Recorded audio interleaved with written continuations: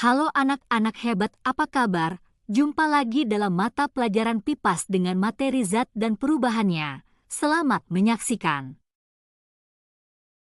Tujuan pembelajaran kita pada materi ini adalah: pertama, kalian diharapkan dapat menjelaskan konsep zat berdasarkan contoh dalam kehidupan sehari-hari. Dan yang kedua, kalian diharapkan dapat mengklasifikasikan zat menjadi unsur, senyawa, atau campuran. 1. Pengertian materi. Adapun pengertian materi adalah segala sesuatu yang mempunyai massa dan dapat menempati sebuah ruang. Materi disebut juga dengan zat. Di mana materi dapat berwujud: 1. Gas, misalnya udara, gas oksigen, gas karbon dioksida, dan lain-lain. 2. Cair, misalnya air, minyak, bensin, alkohol, dan lain-lain. 3. Padat, misalnya batu, kayu, besi, dan lain-lain. Yang kedua, klasifikasi materi. Selain berdasarkan wujud, materi juga dapat diklasifikasikan berdasarkan jenisnya, yaitu unsur, senyawa, dan campuran. Unsur dan senyawa merupakan zat tunggal yang mempunyai sifat dan susunan yang sama pada setiap bagiannya. Untuk lebih jelasnya, mari kita bahas satu persatu.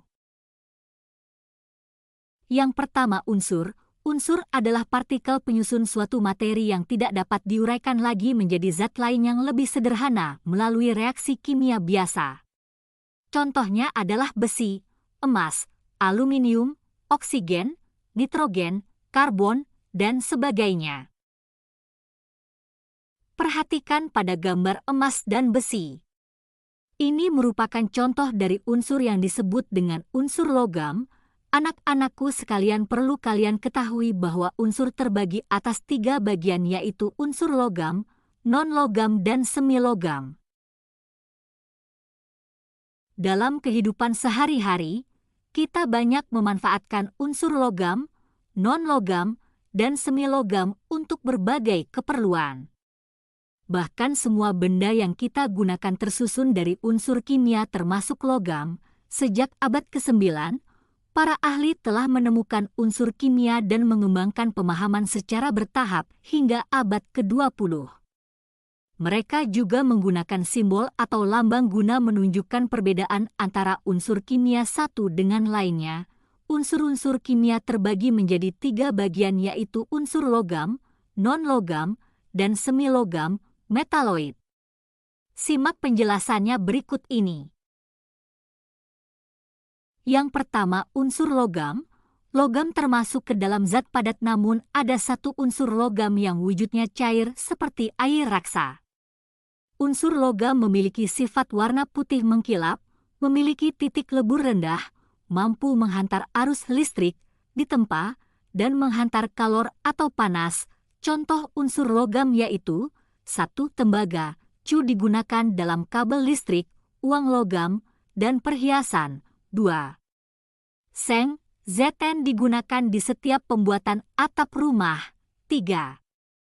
Platina, Pt digunakan pada bagian knalpot mobil atau kontak listrik. 4. Besi, V, logam termurah yang merupakan bahan campuran dengan karbon untuk menghasilkan baja. 5. Emas, Au, logam yang tidak reaktif dan ditemukan dalam bentuk murni, biasanya digunakan untuk perhiasan maupun komponen listrik berkualitas. 6.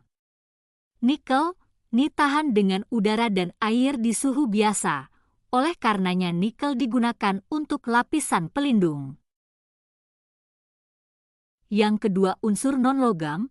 Kebalikan dari unsur logam, sifat unsur non-logam yaitu warnanya tidak mengkilap, penghantar listrik yang rendah, dan tidak dapat ditempa. Berikut beberapa contoh unsur non-logam. 1. Brom Br merupakan senyawa yang biasanya dijadikan obat penenang saraf. Di sisi lain juga dijadikan bahan campuran untuk zat pemadam kebakaran. 2. Yodium I, biasanya tambahan yodium sering digunakan untuk membuat garam dapur dan bahan tes amilum di industri tepung. Selain itu, yodium juga digunakan untuk antiseptik luka. 3. Fluor F. Fluoride biasanya dicampur ke pasta gigi untuk menguatkan gigi dan freon. 12 untuk pendingin kulkas dan AC. Yang ketiga, unsur semi logam. Sifat unsur semi logam, metaloid, berada di antara logam dan non-logam. Contoh unsur semi logam yang sering kita gunakan yaitu 1. Germanium G. Unsur semi logam germanium adalah bahan semikonduktor di mana ketika ada di suhu rendah berfungsi sebagai isolator. Namun jika ada di suhu yang tinggi, fungsinya sebagai konduktor. Di alam keberadaan germanium tergolong langka dan hanya dapat diperoleh dari batu bara dan batuan seng yang pekat. Yang kedua, silikon Si. Kamu dapat menemukan unsur semi logam ini dengan mudah karena merupakan unsur paling banyak kedua di alam. Kegunaannya sebagai sumber bahan pembuatan semikonduktor, gelas, dan keramik. Selain itu, silikon banyak digunakan untuk peralatan pemotong hingga pengamplasan. Demikian penjelasan dan contoh unsur logam, non-logam, semi logam yang perlu kamu ketahui. Selain contoh di atas, apalagi contoh unsur logam yang kamu temukan? Kita masuk pada klasifikasi materi yang kedua yaitu senyawa. Senyawa adalah zat tunggal hasil penggabungan dua unsur atau lebih dengan perbandingan tertentu. Contohnya, air H2O, kapur CaCO3, karbon dioksida CO2, glukosa C6H12O6, dan lain-lain. Anak-anakku, kita masuk pada klasifikasi materi yang terakhir yaitu campuran. Campuran adalah suatu materi yang terdiri atas dua zat atau lebih yang masih mempunyai sifat zat asalnya. Contoh beberapa campuran yang sering dijumpai dalam kehidupan sehari-hari adalah susu coklat, air sungai, udara, batuan, garam beriodium, dan paduan logam. Selain itu, campuran juga terdapat pada saat memasak maupun membuat teh manis atau kopi. Anak-anak hebat, perlu kalian ketahui bahwa campuran dibedakan menjadi dua, yaitu campuran homogen dan campuran heterogen. Yang pertama, campuran homogen. Campuran homogen banyak dijumpai dalam kehidupan sehari-hari. Larutan gula, larutan garam, dan sirup merupakan contoh campuran homogen. Campuran homogen adalah campuran yang tidak dapat dibedakan zat-zat yang tercampur di dalamnya. Larutan tersusun atas pelarut, solvent, dan zat terlarut, solute. Pelarut yang banyak digunakan adalah air. Senyawa lain yang dapat digunakan sebagai pelarut adalah senyawa organik yang dikenal juga sebagai pelarut organik. Contohnya kloroform dan alkohol. Dalam larutan, ukuran partikel zat terlarut sangat kecil dengan diameter kurang dari 1 nm sehingga partikel zat terlarut tidak dapat dilihat walaupun menggunakan mikroskop ultra. Oleh karena itu, larutan terlihat homogen, serba sama. Artinya, zat yang terlarut dan pelarut dalam larutan tersebut tidak dapat dibedakan. Yang kedua, campuran heterogen.